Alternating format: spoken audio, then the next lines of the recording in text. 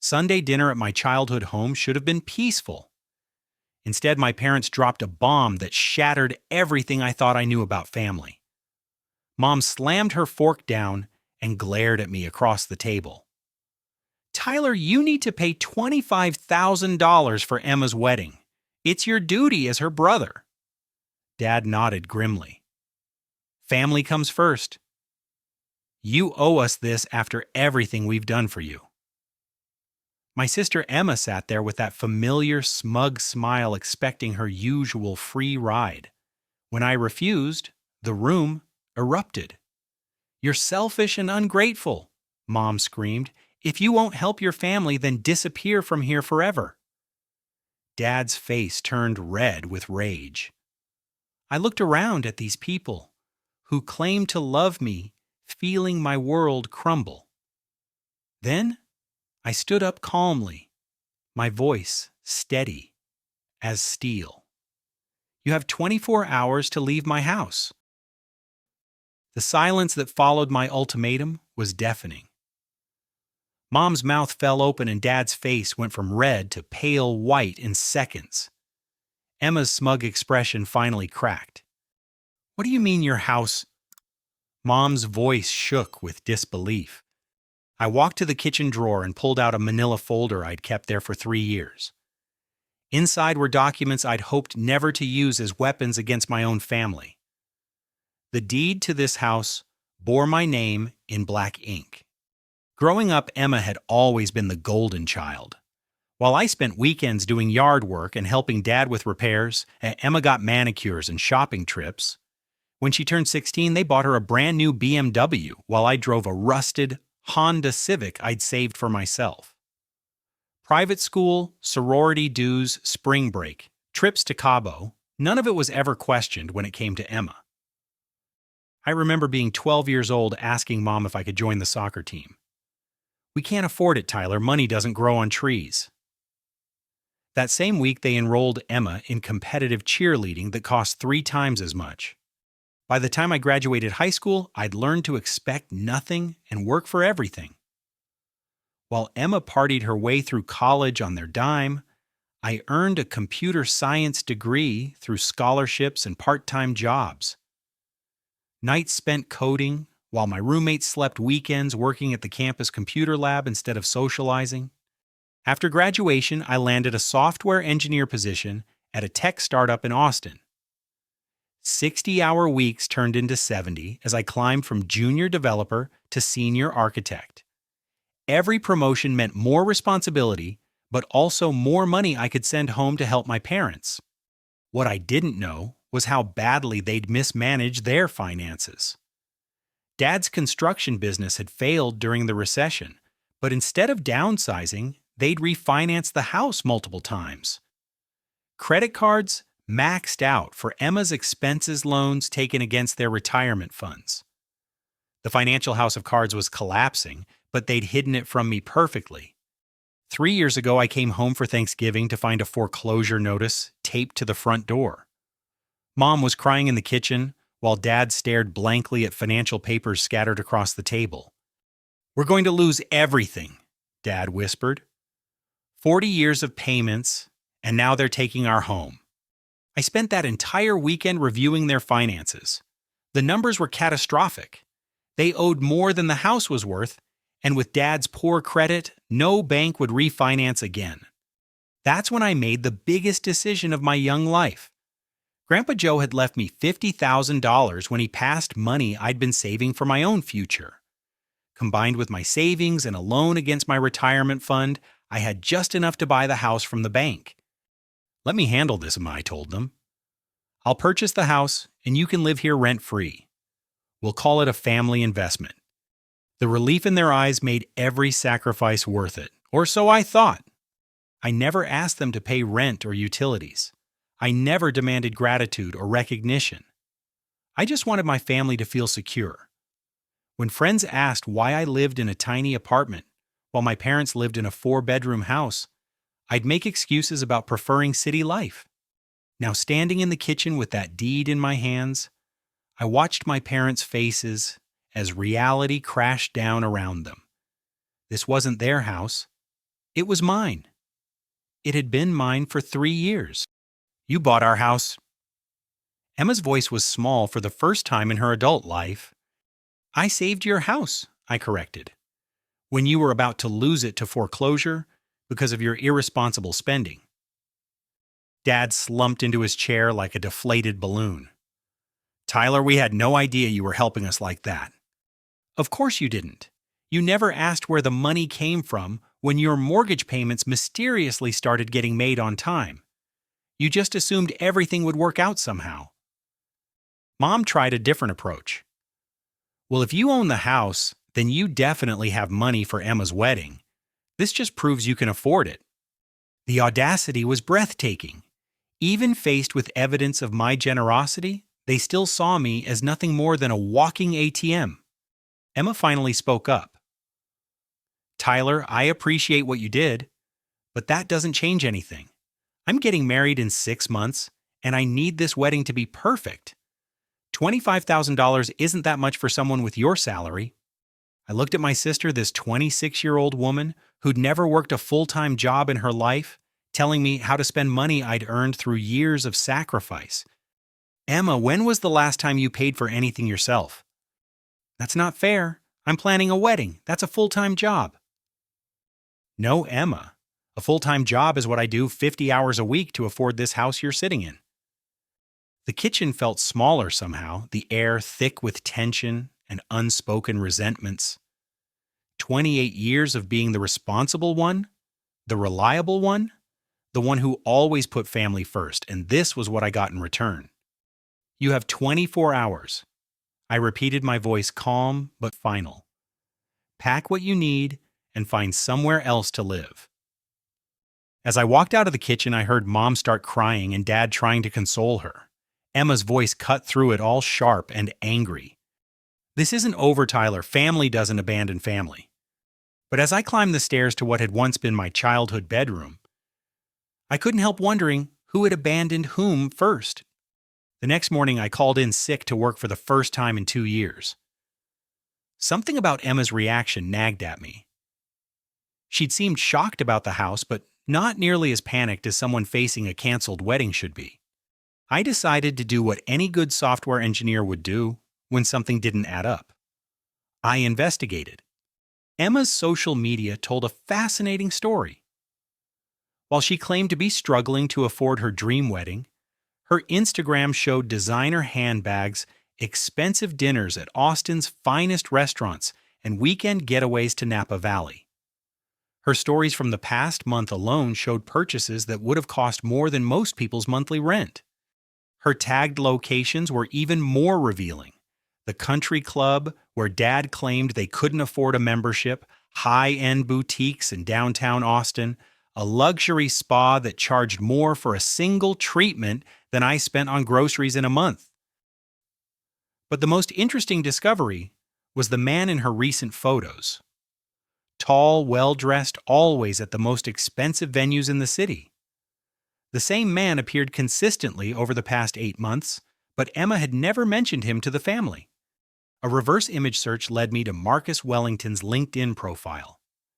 CEO of Wellington Manufacturing, heir to a family fortune that had been building wealth in Texas for 4 generations. His company profile listed assets in the hundreds of millions.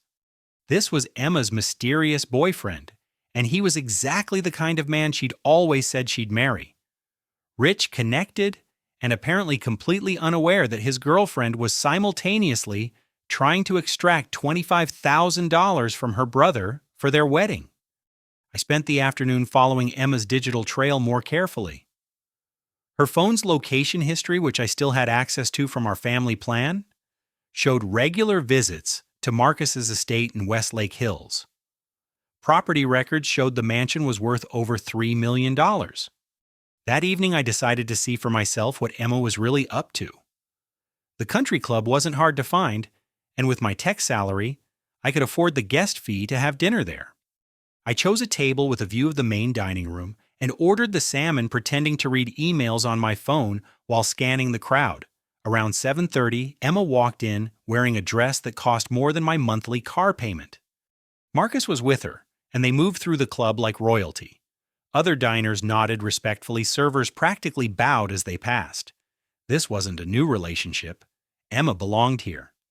I couldn't hear their conversation from across the room, but I could read body language. Emma was animated, gesturing frequently, while Marcus listened with the patient expression of someone accustomed to indulging a partner's wishes. Then Emma's phone rang, and she stepped onto the club's terrace to take the call. Through the floor-to-ceiling windows, I could see her pacing as she talked. Her expression shifted from frustration to anger to what looked like panic. When she returned to the table, Marcus's demeanor had changed. He asked her something and she shook her head vigorously. He asked again more insistently, and Emma's composure cracked just enough for me to see the fear underneath. They left without finishing their meal, Emma practically dragging Marcus toward the exit. As they passed my table, I heard fragments of their conversation. Told you the truth about... I never said they were wealthy. A modest ceremony, nothing elaborate. I followed them to the parking lot, staying far enough back to avoid detection. Emma's BMW was parked next to Marcus's Tesla Model S. They stood by her car for several minutes, their discussion becoming increasingly heated. Finally, Marcus got in his car and drove away without saying goodbye. Emma sat in her BMW for nearly 20 minutes crying. The next day, I used some of my network administration skills to monitor Emma's phone activity. What I discovered made my blood run cold. Text messages between Emma and her best friend Stephanie revealed the full scope of her deception. She'd been telling Marcus that our family was comfortable but not wealthy, and that she wanted a modest wedding that wouldn't burden anyone financially. Meanwhile, she'd been pressuring me to fund an elaborate ceremony while planning to keep the difference between what I gave her and what the wedding actually cost. Her plan was breathtakingly simple and utterly ruthless. Get $25,000 from me for a basic wedding, convince Marcus to contribute another $30,000 for upgrades, and pocket anything left over for an extended honeymoon in Europe. But the text that made me nauseous was her response to Stephanie's question about what would happen if Marcus found out about the money from me. He won't find out. Tyler's too much of a pushover to cause problems, and Marcus respects family contributions. Besides, if everything falls apart, I can always come back home. Tyler owns the house now, so there's always a safety net. I was her backup plan, her fallback option. The reliable brother who would always be there to catch her when her schemes collapsed. That evening, I tried confronting Emma directly when she came home. "Who's Marcus?" I asked as she walked through the front door. Her face went white. "Marcus, I don't know what you're talking about." "The man you've been dating for 8 months? The one with the Tesla and the mansion in Westlake Hills?" "Tyler, you're being paranoid. I'm not dating anyone seriously right now." "Emma, I saw you with him at the country club last night." She recovered quickly, switching to indignation. "Are you following me now?" "That's incredibly creepy, Tyler. Marcus is just a friend who's been helping me plan some aspects of the wedding. It's perfectly innocent." "A friend who's been helping you spend money on designer clothes and expensive dinners? How I spend my money is none of your business." But it was my business because she was spending money she claimed not to have while demanding that I fund her wedding.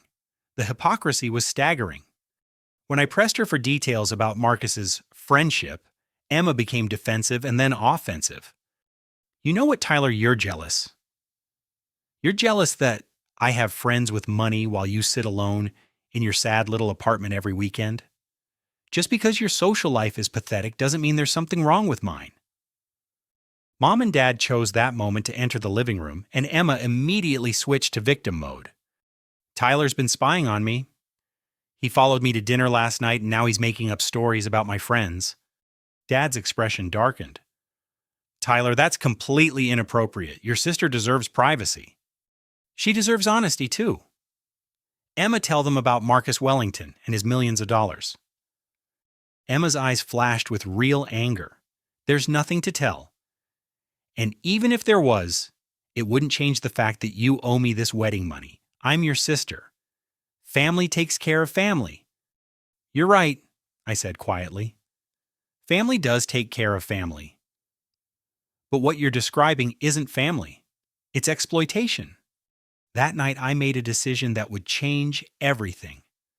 I started documenting every lie, every deception, every manipulation I could uncover. If Emma wanted to play games with the truth, I was going to make sure the truth eventually won. But first, I needed to understand exactly how deep this rabbit hole went. And something told me that Emma's lies about Marcus were just the beginning. 3 days into my investigation, I discovered something that made Emma's wedding scheme look like petty theft. During a routine review of my bank statements preparing for tax season, I noticed something odd. My checking account showed regular withdrawals of $500 to $1,500 that I didn't remember making, small enough amounts to avoid triggering automatic alerts, but frequent enough to add up to significant money over time. I called my bank's customer service line and requested detailed transaction histories for the past 5 years. What they revealed made my hands shake with rage. There was an old joint account from my teenage years that I'd assumed had been closed when I turned 18. My parents had opened it when I got my first job at 16, claiming it would teach me responsibility.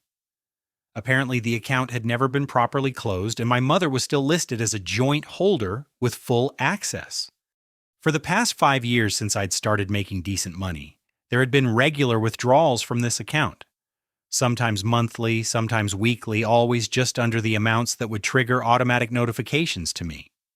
The bank representative walked me through the transaction history with professional detachment that barely concealed her disgust. Sir, it appears that the joint account holder has been accessing funds through ATM withdrawals and direct transfers to other accounts. The total amount over the 5-year period is approximately $63,000. $63,000. Money I'd earned working overtime weekends, holidays. Money I'd saved by living in a cramped apartment, driving an old car, buying generic groceries. Money that could have been the down payment on my own house or funding for my own wedding someday. Can you tell me the specific withdrawal patterns? I asked, though I dreaded the answer. The amounts increased significantly around holidays and in the months of June and December each year. There are also several large withdrawals that coincide with transfers to an account at Austin Community Bank. I knew that bank. Emma had mentioned having an account there when she'd first moved back home after college. The picture became crystal clear. My parents had been stealing from me, systematically using the money to fund their lifestyle and Emma's expenses. Every time I'd wondered why my savings account wasn't growing as quickly as it should, every time I'd had to delay a purchase because my budget was tighter than expected, it was because they were literally taking money out of my account. I requested copies of all withdrawal slips and transaction records, then spent the rest of the day creating a detailed spreadsheet. The patterns were damning. Large withdrawals always preceded Emma's major purchases or trips. The $2,500 withdrawal in March matched exactly with Emma's spring break trip to Miami. The $1,800 withdrawal in December aligned with her Christmas shopping spree that had resulted in gifts that seemed impossibly expensive for someone without income. But the most devastating discovery was the notes section of many withdrawal slips. Mom had often written brief descriptions of what the money was for, apparently feeling secure that I'd never see them. Emma's car payment, emergency dental work, roof repair fund, Emma's sorority dues, vacation savings. Lies, all of them. There had been no roof repair, no emergency dental work. It was just easier to write something that sounded legitimate than to admit they were stealing money to fund a lifestyle they couldn't afford. I drove to the bank that afternoon and requested to speak with a manager about closing the joint account and recovering the stolen funds. The manager, a middle-aged woman named Patricia, reviewed my documentation with growing concern. "Mr. Tyler, this appears to be a clear case of financial abuse. Joint account holders have legal rights to access funds, but the pattern here suggests deception and potential fraud. You mentioned that you were unaware these withdrawals were happening." "Completely unaware. I thought the account was closed years ago." "The paperwork shows that your mother specifically requested to keep the account active for family emergency purposes. She also requested that all statements be mailed to her address rather than yours.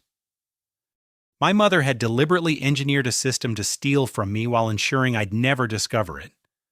The woman who had raised me, who had sung lullabies when I was sick, who had celebrated every one of my achievements, had been systematically robbing me for years.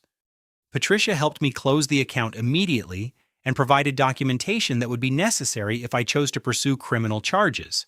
She also suggested I review all my other accounts for any irregularities. That evening, I confronted my parents with the bank statement spread across the kitchen table. The silence stretched for nearly a minute before Dad tried to speak. "Tyler, we can explain. Explain how you stole $63,000 from your own son." Mom's face crumpled, but her tears felt manipulative rather than genuine. "We never thought of it as stealing. You're our child. We raised you, fed you, clothed you. We deserve some support in return. Support that I freely gave by buying this house and letting you live here rent-free." "That wasn't enough," Dad said quietly. "Your sister needed things. We needed things. You were making good money and you didn't seem to be missing it." The logic was breathtaking in its selfishness. Because I hadn't noticed the theft, it wasn't really theft. Because I made decent money, I didn't deserve to keep it. Because they had raised me, they owned me. "Where did the money go?" I asked. Mom and Dad exchanged glances before Mom answered. "Living expenses mostly. Some of Emma's costs when she was struggling to find work. Emma hasn't been struggling. She's been dating a millionaire and shopping like she has a trust fund." Emma chose that moment to walk into the kitchen. She took in the scene quickly and immediately went on the offensive. "Tyler, are you seriously accusing Mom and Dad of stealing after everything they've done for you?" "I'm not accusing them. I'm stating facts. They've been taking money from my account for 5 years without my knowledge." Emma looked at the bank statements on the table, and for just a moment her composure slipped. She knew about the money. She'd known all along. "Those withdrawals were for emergencies and family needs," she said, but her voice lacked conviction. "Like your spring break trip to Miami, that was a family emergency. I deserved a vacation. I'd been stressed about finding work." "Emma, you've never worked a full-time job in your adult life?" "That's not true, and you know it." But it was true, and we all knew it. Emma had held a few part-time positions, usually lasting a few months before she'd find some excuse to quit. Meanwhile, I'd been working steadily since I was 16, building a career being responsible. Mom tried one final manipulation. "Tyler, we're your family. We love you. Surely you don't want to destroy our relationship over money. You already destroyed our relationship when you decided to steal from me for years. I didn't do this to us. You did." As I gathered up the bank statements, Emma made one last desperate play. "Fine. Maybe Mom and Dad made some mistakes. But that doesn't change the fact that I'm getting married and I need help with the wedding. You can afford $25,000, Tyler. Stop being selfish." I looked at my sister, this person who had benefited from stolen money for years and still had the audacity to demand more. "Emma, the 24-hour deadline stands. All of you need to be out of my house by tomorrow night." Dad stood up suddenly. "Tyler, you can't just throw us out on the street. We're your family." "No," I said, surprising myself with how calm I sounded. "A family wouldn't steal from each other for years and then demand more. A family wouldn't lie and manipulate and exploit. You're not my family. You're people who happen to share my DNA and think that gives you the right to use me." As I walked toward the door, Mom called after me with one last attempt at emotional blackmail. "Tyler, if you do this, we'll never forgive you. You'll lose us forever." I turned back to look at them, these people who had shaped my entire life, and felt nothing but exhaustion. "I lost you years ago. I just didn't realize it until now." That night, I sat alone in my apartment, staring at the bank statements until the numbers blurred together. $63,000. 5 years of systematic theft. A family that saw me as nothing more than a resource to be exploited. I felt completely isolated. The people I'd trusted most in the world had betrayed me in the most fundamental way possible. How could I ever trust anyone again? My phone rang just after 10 o'clock. The caller ID showed a name I hadn't seen in over 2 years, Sarah Chen. Sarah had been my girlfriend during the last 2 years of college and of my first year working in Austin. She was brilliant, kind, and ambitious, studying for her law degree while I completed my computer science program. We'd been talking about moving in together when she suddenly broke up with me via text message. "Tyler, it's Sarah. I know this is unexpected, but I heard about what's happening with your family." "How did you hear about that?" "Austin's tech community is smaller than you think. Word travels fast when someone like you suddenly has family drama. Can we meet for coffee tomorrow?" "There are things I need to tell you." The next morning, I found myself sitting across from Sarah in a downtown coffee shop, marveling at how much she'd changed. The uncertain law student I'd known had been replaced by a confident professional in an expensive suit and designer heels. "You look successful," I said. "Family law attorney with a focus on financial abuse cases. I've built quite a practice over the past few years." She paused, choosing her words carefully. "Tyler, I need to apologize for how I ended things between us." "Sarah, that was years ago. Water under the bridge." "No, it's not. You deserve to know the truth." She took a deep breath. "I didn't break up with you because I wanted to. Your family convinced me to do it." The coffee shop noise faded into background static. "What do you mean?" "Your mother and Emma came to see me about 3 months before I ended things. They told me that you were too good for me, that I was holding you back, that your family would never accept someone who wasn't good enough for their son." The betrayal was like a physical blow. "They said that Emma was particularly cruel. She told me that I was embarrassing you at family gatherings, that I didn't fit in with your social class, that I was dragging down your reputation. Your mother was more subtle, but the message was clear: I wasn't welcome in your life long term." I remembered that time period. Sarah had become increasingly distant and insecure in the months before our breakup. I'd attributed it to stress from law school, never realizing that my family was systematically undermining our relationship. "Sarah, I had no idea. If I'd known—" "I know you didn't. That's what made it so effective. They convinced me that you were too polite to break up with me yourself, that I was doing you a favor by walking away." "Why are you telling me this now?" Sarah's expression hardened. "Because I've spent the last 2 years building a career around helping people escape financial abuse, and I recognize the patterns your family is using on you. Tyler, what they're doing isn't just wrong, it's criminal." She pulled out a legal pad covered with notes. "I've been researching your situation since I heard about it yesterday. The systematic withdrawals from your account, the property manipulation, the emotional coercion, it's textbook financial abuse.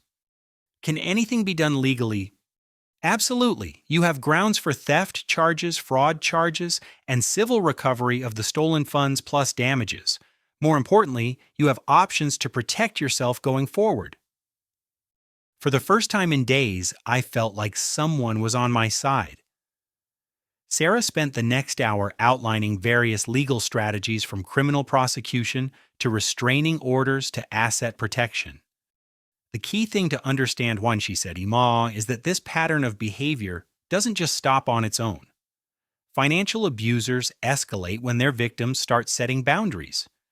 You need to be prepared for them to get worse before they get better." "Worse how?" "Threats, manipulation, bringing in extended family or mutual friends to pressure you. They might claim medical emergencies, threaten suicide, or try to destroy your reputation in the community. It's all about maintaining control." As if summoned by our conversation, my phone rang. Emma's name appeared on the screen. "Should I answer it?" I asked Sarah. "Put it on speaker. Let's hear what she has to say." Emma's voice was tearful and desperate.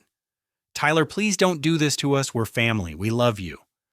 "Emma, you had years to show that love. Taking money from my account without permission isn't love. That money helped all of us survive. We were drowning financially, and you had more than you needed." I had more because I worked for it and saved it responsibly. Emma's tone shifted from pleading to angry. Fine. You want to play hardball, Marcus? And I are getting married whether you help or not. And when we do, you'll be the brother who abandoned his family over money. How will that look to your friends and coworkers? Sarah gestured for me to stay calm. This was exactly the kind of escalation she'd warned about. Emma, my friends and coworkers know me well enough to trust my judgment. We'll see about that. And Tyler, good luck finding another girlfriend after word gets around about how you treat family. What kind of woman wants to date a man who throws his own parents out on the street? The call ended and Sarah shook her head grimly. That's phase 1. Threats to your reputation and social isolation. Phase 2 will probably involve other family members or family friends contacting you with guilt trips and pressure tactics. As if on cue, my phone buzzed with a text from my Aunt Rebecca Dad's sister. Tyler, your parents called me in tears. How could you abandon family like this? Your father is having chest pains from stress. Please reconsider before it's too late. Sarah saw the message and laughed bitterly. Aunt Rebecca doesn't know about the stolen money, does she? I doubt it. They're controlling the narrative. Telling people their version first so you look like the villain when you try to defend yourself. Classic manipulation tactic. My phone rang again. This time it was my cousin Derek, then family friend, Mrs. Patterson, then my old high school teacher, Mr. Rodriguez, who somehow got my number. Each caller had the same message: I was being heartless, unreasonable, cruel to the people who loved me most. After the 6th call, I turned my phone off entirely. Sarah, how did you survive this when they came after you? I almost didn't. I was 24 years old, insecure, and I believed them when they said I wasn't good enough for you. It took years of therapy to understand that their opinion of me said nothing about my worth and everything about their need to control you. I should have fought for us. You didn't know there was a fight happening. They were very careful to keep you out of it. Sarah reached across the table and touched my hand. Tyler, I need you to understand something. What they did to me to us was practice for what they're doing to you now. They've been slowly isolating you and making you financially dependent on their approval for years. How was I financially dependent? I support them. Emotionally dependent, then. They made you feel like your worth was tied to how much you could provide for them. Every time you gave them money or support, they reinforced the idea that love equals financial sacrifice. Sarah was right. My entire adult life had been structured around supporting my family financially, and I'd measured my success as a son by how well I could provide for them. What happens if I go through with the criminal charges? They'll face real consequences for the first time in their lives. Your parents could face felony theft charges. Emma could be charged as an accessory if we can prove she knew about the withdrawals and benefited from them. The idea of my parents in handcuffs felt surreal, but Sarah's next words stopped me cold. Tyler, there's something else you need to know. I've been researching Emma's boyfriend, Marcus Wellington. What about him? He's not just wealthy, he's connected. His family has a reputation for being very careful about who they associate with. If Marcus discovers that Emma's family is involved in financial crimes, it won't just end their relationship. It could destroy any chance she has of marrying into that social circle. I stared at Sarah, understanding dawning slowly. You're saying Emma has more to lose than just my financial support. I'm saying Emma's entire future depends on maintaining the facade that she comes from a respectable family. If the truth comes out about the theft, about the manipulation, about any of it, Marcus will walk away. Men like Marcus don't marry women from families with criminal records. For the first time since this nightmare began, I felt like I held real power. Emma's dream of marrying wealth depended entirely on Marcus never learning the truth about who she really was.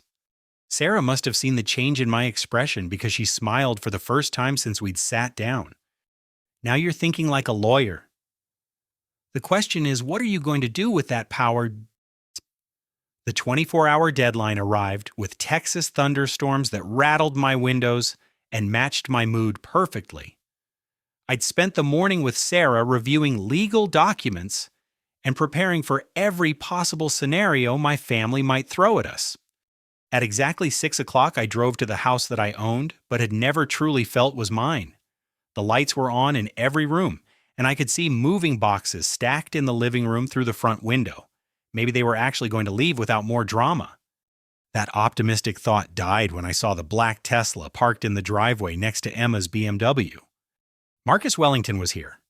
I sat in my car for several minutes, trying to decide if this was good news or bad news. Sarah had convinced me that Marcus was my best potential ally in this situation, but facing him felt like walking into a courtroom without preparation. Through the living room window, I could see Emma gesturing animatedly, while Marcus sat stiffly in Dad's old recliner. Mom was crying as usual while Dad paced back and forth like a caged animal. I took a deep breath and walked to my own front door. The conversation stopped abruptly when I entered. Marcus stood up immediately, and I got my first close look at Emma's secret boyfriend. He was exactly what I'd expected: tall, confident, expensive clothes that probably cost more than my monthly salary. But his expression wasn't what I'd anticipated. Instead of hostility or dismissal, I saw something that looked like respect. "You must be Tyler," Marcus said, extending his hand for a firm shake. "I'm Marcus Wellington. I think we need to talk." Emma jumped up from the couch. "Marcus, you don't need to get involved in family drama. This is between Tyler and us." "Actually, Emma, I think I do need to be involved." Marcus turned back to me. "Tyler, I hired a private investigator to research your family background before proposing to Emma. What he found was very interesting." My stomach dropped. A private investigator meant Marcus knew everything. "Marcus, what are you talking about?" Emma's voice had a note of panic that I'd never heard before. Marcus pulled out a manila folder from his briefcase and set it on the coffee table. "I know about the joint bank account. I know about the systematic withdrawals. I know that Tyler owns this house and has been supporting all of you financially for years. The silence in the room was absolute except for the rain hammering against the windows." Marcus continued, his voice calm but cutting. "I also know that Emma has been lying to me about her family's financial situation. She told me you were comfortable but not wealthy, Tyler. She said you were being selfish about contributing to the wedding expenses." Emma's face had gone completely white. "Marcus, I can explain." "Explain what? That you've been manipulating both your brother and me to fund a lifestyle you can't afford. That your family has been stealing from Tyler while he paid for the roof over their heads." Dad tried to intervene. "Now wait just a minute, son. You don't understand the full situation here." Marcus turned to Dad with an expression I wouldn't want to be on the receiving end of. "Sir, I understand the situation perfectly. You've been financially abusing your son for years, and now you're upset that he's finally setting boundaries." "We're not abusing anyone," Mom protested. "We're family. Families help each other." "Families don't steal from each other," Marcus replied. "And they don't lie to manipulate people into giving them money they haven't earned." Emma made one last desperate attempt to control the narrative. "Tyler, tell Marcus this is all a misunderstanding. Tell him we can work this out as a family." I looked at Emma, really looked at her, and saw her clearly for perhaps the first time in my life. She wasn't my little sister who needed protection. She was a grown woman who had spent years exploiting my love for her to fund a life of luxury while contributing nothing in return. "There's no misunderstanding, Emma. You and Mom and Dad have been stealing from me for 5 years. You've been lying to Marcus about who you really are. And even now, faced with the truth, you want me to help you continue the deception." Marcus nodded slowly. "Tyler, I owe you an apology. Emma told me you were being unreasonable about helping with wedding expenses. She made you sound selfish and petty. I had no idea you'd already been supporting your entire family for years." "Marcus, please," Emma begged. "Don't let this ruin what we have. I love you." "Emma, I don't even know who you are." The woman I thought I was dating came from a modest but loving family. The woman sitting in front of me is a liar and a thief who's been manipulating everyone around her. Emma began crying, but they weren't the manipulative tears she usually used to get her way.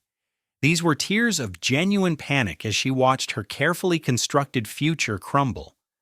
Marcus stood up and handed me a business card. "Tyler, I'd like to propose something. I want to help you make sure this never happens again." "What do you mean?" I want to help you pursue criminal charges against your parents and establish legal protections for yourself. I have excellent attorneys, and I have resources you might need." Emma's crying intensified. "Marcus, you can't be serious. They're going to be your family too." "No, Emma, they're not. We're not getting married." The words hit Emma like a physical blow. She doubled over as if she'd been punched in the stomach. "Marcus, please, I'll make this right. I'll pay Tyler back. I'll fix everything." "With what money, Emma? You don't have a job. You don't have savings. You've been living off stolen money and my generosity for months." Marcus turned back to me. "Tyler, I want you to know that I had no idea Emma was using my gifts to her as part of some elaborate manipulation scheme. If I'd known she was simultaneously pressuring you for money while I was paying for her lifestyle, I would have ended this relationship immediately." "I appreciate that," I said, and I meant it. Marcus was handling this situation with more class and integrity than anyone in my actual family. Dad made one final attempt to salvage the situation. "Marcus, surely we can work something out. Families have disagreements, but we always find a way through them." Marcus's expression hardened. "Sir, with respect, this isn't a family disagreement. This is criminal behavior. Tyler's been supporting all of you out of love and generosity, and you've been stealing from him on top of that support. There's no working through that level of betrayal." Emma suddenly stopped crying and her expression shifted to something I'd never seen before: pure hatred. "Fine," she spat, looking directly at me. "You want to destroy this family over money? You want to send Mom and Dad to jail? You want to ruin my life? Go ahead. But remember this, Tyler, you'll be alone forever. No woman will ever want a man who treats his family like this." Before I could respond, Marcus spoke up. "Actually, Emma, I think you'll find that most women are attracted to men with integrity who don't allow themselves to be exploited. Tyler's shown more character in the past few days than your family has shown in years." Emma's face contorted with rage, and she lunged toward Marcus as if she was going to hit him. Dad caught her arms and held her back. "Emma, stop. You're making this worse." "How can it be worse? My life is over. Everything I worked for is gone." "Everything you worked for?" I couldn't help myself. "Emma, when did you work for anything? When did you earn a single thing in your adult life?" She turned that hatred toward me, her voice dropping to a venomous whisper. "I hate you, Tyler. I hate everything about you. I wish you'd never been born." The words should have hurt, but instead I felt something like relief. Finally, Emma was being honest about how she really felt about me. Marcus picked up his briefcase and headed toward the door. "Tyler, my offer stands. Call me when you're ready to discuss legal options." "Marcus, wait!" Emma called after him, but he didn't turn around. After Marcus left my parents and Emma stood in the living room surrounded by half-packed boxes, looking like refugees from their own lives, Mom made one last attempt at emotional manipulation.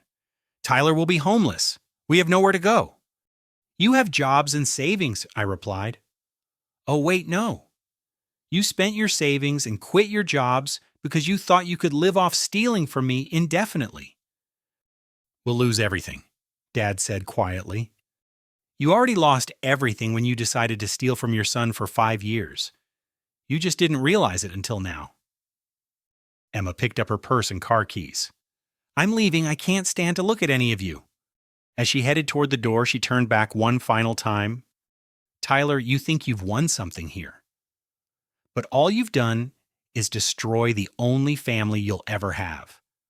When you're old and alone with no one who cares about you, remember this moment. Remember that you chose money over love." "Emma," I said calmly, Love doesn't steal. Love doesn't lie. Love doesn't manipulate and exploit and then blame the victim when the truth comes out. What you're calling love was never love at all. After Emma left, Mom and Dad finished packing in silence. As they loaded their car, Dad turned to me one last time. Son, I hope you can forgive us someday. Dad, forgiveness is possible. But it starts with acknowledging what you did wrong and making it right. Until you're ready to do that, we have nothing to discuss. As I watched them drive away from the house I'd bought to save their financial lives, I felt something I hadn't experienced in years. Peace. 3 weeks after my family moved out, I thought the worst was behind me. I'd filed criminal charges with Sarah's help, changed all my bank information, and started sleeping through the night for the first time in months. My house felt different, without the constant tension of people who saw me as nothing more than a source of money. Then the loan sharks showed up. I was working in my home office on a Saturday morning when the doorbell rang. Through the window, I saw 2 men in expensive suits standing on my front porch. Something about their posture made me hesitate before opening the door. Tyler Wilson. The taller man spoke with a slight accent I couldn't place. Who's asking? We're here about a debt owed by Robert and Linda Wilson. Your parents listed this as their address. My blood went cold. What kind of debt? The kind that needs to be paid quickly to avoid unpleasant complications. May we come in? Against my better judgment, I opened the door. The 2 men entered and made themselves comfortable in my living room with the casual confidence of people who are used to being feared. Your parents owe our employer $100,000, the taller man continued. They've missed 3 consecutive payment dates. That's a problem. I'm not responsible for my parents' debts. Normally, you'd be correct, but they used this house as collateral for the loan. The room started spinning. That's impossible. I own this house. The shorter man pulled out a legal document and handed it to me. It was a loan agreement dated 8 months ago with my parents' signatures and a lien filed against the property address. My address?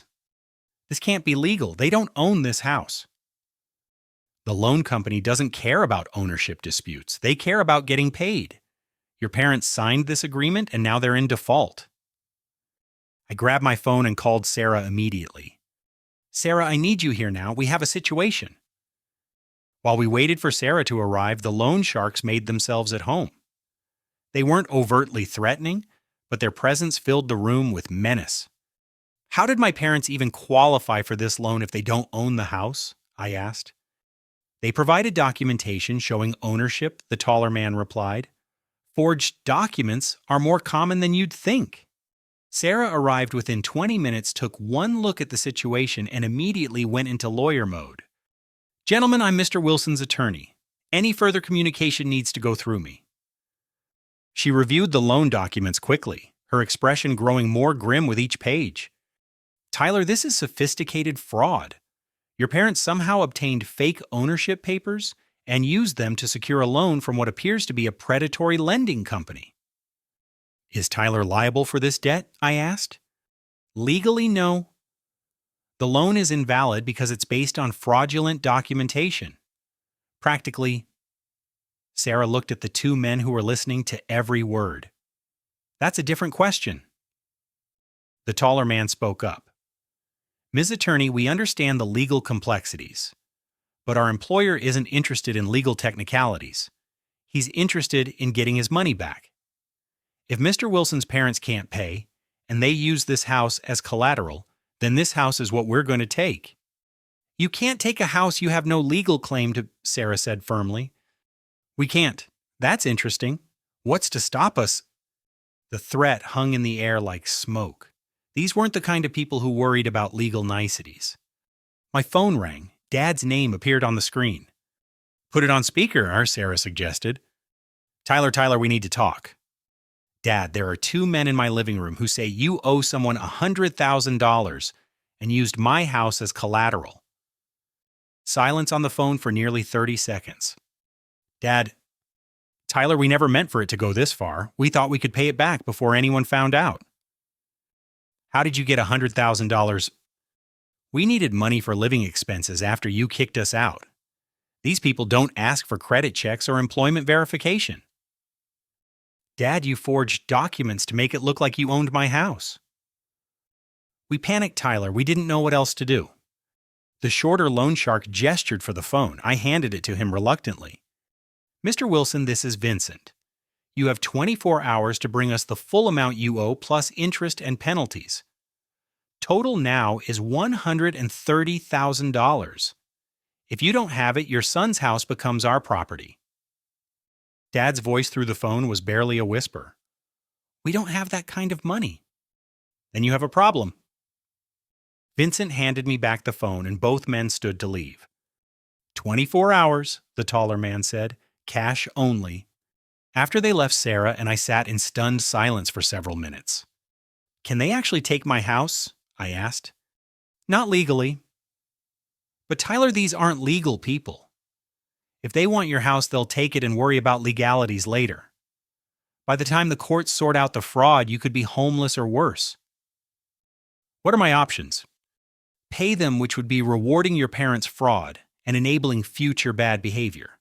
Fight them, which could put you in physical danger, or what? Or we find a way to make your parents face the consequences of their actions without putting you at risk. I called Marcus Wellington. If anyone would know how to handle dangerous people, it would be someone from a wealthy family with business connections. Marcus arrived an hour later with two men who looked like they could handle the loan sharks without breaking a sweat. Tyler, I've dealt with predatory lenders before through my business.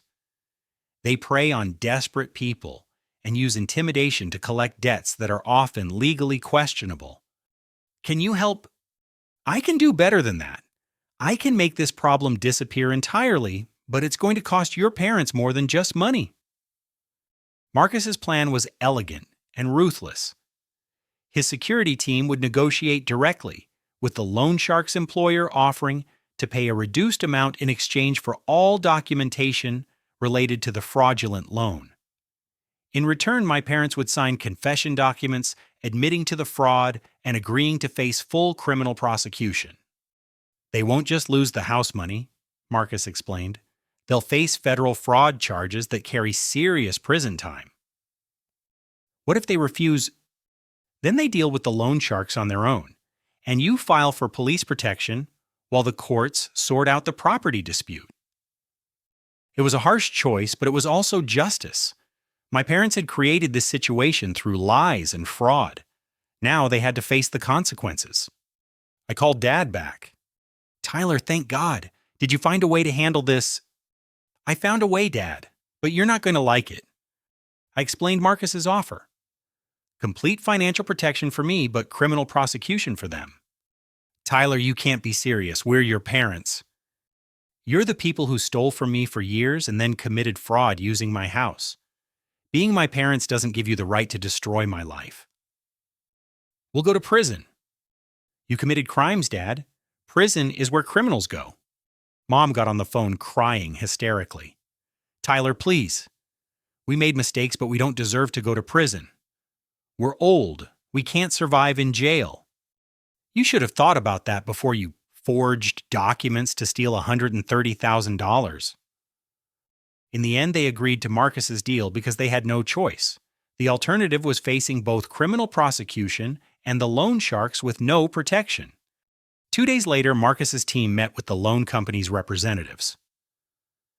The debt was settled for $40,000, all fraudulent documents were destroyed, and the lien against my house was removed. My parents signed full confessions and were arrested the following morning. Emma called me that afternoon screaming into the phone about how I destroyed our family and ruined their lives. But her anger felt powerless now. She was working at a department store, living in a studio apartment, and dating men who couldn't afford to take her to the country club. Tyler, when Mom and Dad go to prison, their blood will be on your hands. Emma, their blood was already on their hands the moment they decided to commit fraud. I just refused to be dragged down with them. 6 months later, my parents were sentenced to 18 months in federal prison, followed by supervised probation and mandatory financial counseling. The judge noted that their crimes showed a pattern of exploitation targeting their own son, which warranted the longer sentence. Emma sent me one final text message: "I hope you're happy now." But happiness wasn't the right word for what I felt. Relief, maybe. Justice, certainly. But mostly, I felt free for the first time in my adult life. 2 years have passed since that terrible Sunday dinner, and my life is unrecognizable from what it was before. I'm sitting in the kitchen of my house, the same house I bought to save my parents from foreclosure, but it feels completely different now. It's actually mine, not just on paper, but in spirit. Sarah and I got married 6 months ago in a small ceremony in Sarah's parents' backyard. Nothing elaborate or expensive, just the people who truly mattered to us. Marcus was my best man, something that would have seemed impossible when I first discovered Emma's lies about him. Marcus and I became genuine friends after everything settled. He helped me understand that wealth doesn't have to corrupt character, and I helped him see that family loyalty has to be earned, not demanded. He's dating a wonderful woman named Jessica, now someone who values honesty and kindness over manipulation and entitlement. My career has flourished without the constant financial drain of supporting people who took my generosity for granted. I was promoted to lead architect at my company, and Sarah and I bought a vacation cabin in the hill country with money we actually earned and saved together. The most surprising change is how my relationships with other people have deepened. When you stop allowing yourself to be exploited by family, you develop much healthier boundaries with everyone else. My friendships are stronger, my marriage is built on equality rather than obligation, and I've learned to recognize manipulation tactics before they can take root. My parents were released from federal prison 8 months ago. They're living in a small apartment across town, both working retail jobs to pay restitution and rebuild their lives from scratch. Dad stocks shelves at a grocery store, and Mom works as a cashier at a department store. It's honest work, probably the first truly honest work they'd done in years. They've reached out a few times, always through carefully worded letters that their court-mandated counselor probably helped them write. They apologize for their mistakes and express hope that we can rebuild our relationship someday. But they still don't seem to truly understand the depth of their betrayal or take full responsibility for the choices they made. I'm not ready to forgive them yet, and I may never be. Forgiveness isn't something you owe people just because they share your DNA. It's something that has to be earned through genuine remorse, changed behavior, and time. Emma has had the hardest adjustment of all. Without family money to support her lifestyle, or Marcus's wealth to aspire to, she's had to face reality for the first time in her adult life. She's worked steadily at the same retail job for over a year now, living in a modest apartment and driving a used car she bought herself. Last month she sent me a letter that was different from the others. No demands, no manipulation, no attempts to make me feel guilty. Just a simple acknowledgement that she had treated me terribly and an expression of gratitude for the years I supported the family without asking for anything in return. She's dating a man named David who works as a mechanic and doesn't care about designer clothes or expensive restaurants. From what I've heard through mutual acquaintances, he's a good guy who values Emma for her personality rather than her appearance or connections. I haven't responded to her letter yet. I'm not sure I ever will. But for the first time, I feel like she might be becoming the person she was supposed to be all along rather than the entitled princess my parents created. Sarah and I are trying to start a family of our own. We talk frequently about the kind of parents we want to be, the kind of values we want to instill in our children. We've agreed that love and support should never be conditional on financial contributions, that children should be taught to earn what they receive, and that family relationships should be built on mutual respect rather than obligation. The most important lesson I've learned is that saying no to destructive patterns isn't selfish. It's necessary.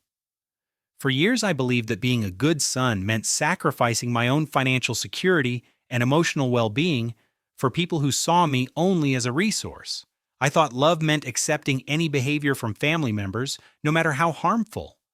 But real love requires boundaries, Real family relationships survive honest conversations about expectations and limits. When people truly care about you, they respect your right to protect yourself from exploitation. I've also learned that you can't save people from the consequences of their own choices. My parents' financial problems weren't caused by bad luck or circumstances beyond their control. They were caused by decades of poor decisions entitlement and refusing to live within their means. By constantly bailing them out, I was enabling their dysfunction rather than helping them grow. Sometimes the most loving thing you can do is step back and let people face the natural results of their actions. It's painful to watch family members struggle, but it's more painful to watch them destroy themselves and everyone around them through patterns of manipulation and exploitation. The hardest part of this entire experience was accepting that the family I thought I had never really existed. The loving, supportive parents I believed in were actually people who saw me as a financial resource first and a person second. The sister I protected and provided for was someone who felt entitled to my sacrifice without offering anything in return. But losing that illusion made room for real relationships built on genuine foundation. Sarah loves me for who I am, not what I can provide for her. Marcus respects me as an equal, not as someone to be used or manipulated. My friends value my company, not my ability to pick up the check. I've learned to distinguish between people who care about me and people who care about what I can do for them. It's a crucial life skill that I wish I'd developed much earlier, but I'm grateful to have it now. The money I recovered through legal action, combined with what I'm no longer spending on supporting ungrateful family members, has given Sarah and me financial security we never would have achieved otherwise. We're planning to buy a larger house next year, and we're already setting aside college funds for the children we hope to have. But the real gift of this experience wasn't financial. It was emotional freedom. Freedom from the constant anxiety of trying to please people who could never be pleased. Freedom from the guilt of not doing enough for people who saw no limit to what I owed them. Freedom from relationships built on obligation rather than genuine affection. I sleep better now. I laugh more easily. I make decisions based on what's right for Sarah and me, rather than what will avoid conflict with people who weaponized my love for them. If I could go back and change what happened, I wouldn't. The pain was necessary to break patterns that were destroying my life slowly but surely. Sometimes relationships have to end for new ones to begin. Sometimes you have to lose the family you were born into in order to create the family you actually want. To anyone listening who recognizes their own situation in my story, I want you to know that you deserve relationships built on respect and reciprocity. You deserve to have your generosity appreciated rather than exploited. You deserve boundaries that protect your well-being. Family isn't about blood or obligation. True family uplifts each other, respects boundaries, and builds together rather than tearing down. Sometimes the greatest act of love is saying no to destructive patterns and yes to your own worth. Real relationships survive honest boundaries, toxic ones don't. That's how you know the difference. Have you ever had to choose between family loyalty and protecting yourself from financial or emotional abuse? How did you find the courage to set boundaries with people you love? I'd love to hear your thoughts in the comments below. If this story resonated with you, please like this video and share it with someone who might need to hear it. And don't forget to subscribe for more stories about standing up for yourself and building the life you actually want. Thank you for listening, and remember, you are worth more than what you can provide for others. Your value doesn't come from your ability to solve other people's problems or fund their mistakes. You deserve love that doesn't come with a price tag attached. Until next time, take care of yourselves, and remember that sometimes the hardest thing and the right thing are exactly the same thing.